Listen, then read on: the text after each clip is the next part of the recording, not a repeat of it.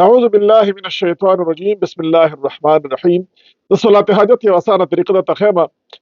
مشکلات پریشانه د هر چا په زندګۍ کې راځي او د هغه مشکلات او د پریشانو د لپاره انسان دعا کول غواړي خو دعا وي څنګه وکم د الله نه سوال څنګه وکم الله قرآن کې وی واستعینوا بالصبر والصلاة معنی چې امداد غواړي نو معنی امداد غواړي په مانځه سره او په صبر سره نو مانځه کې دعا کول یا د مانځه باندې د مانځه نه پس دعا کول دا ډیره زیاته الله ته قبول ده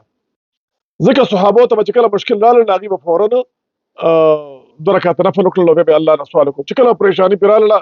څه غم به پرې راغی څه مشکل به پرې راغی څه مصیبت به پرې راغلل فوراً به په دوه رکعتو نفلو باندې ودرېدل نفل به وکړو الله ته بیا سوال وکړو د صلات حاجت چې ټول عمر دپاره کوې مشکلاتو دپاره پریشانو دپاره الله به ستاسو دعاګانې قبلوي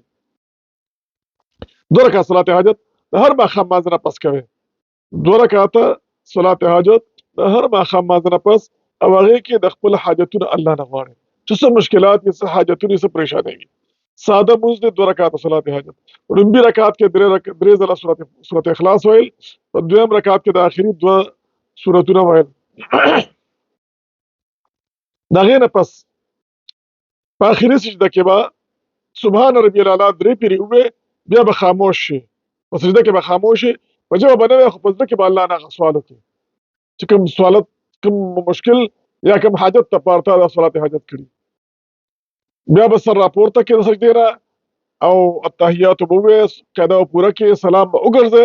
سلام ګرځو نه پس بیا په سجده باندې پروت او په سجده باندې چې پروت نو بیا به په دغه سجده کې به ته بیا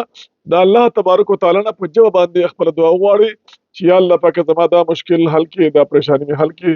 او بار بار به وغواړې بار بار به وغواړې بار بار به وغواړې او ته په دغه سجده کې مطمئن شې چې الله زما سوال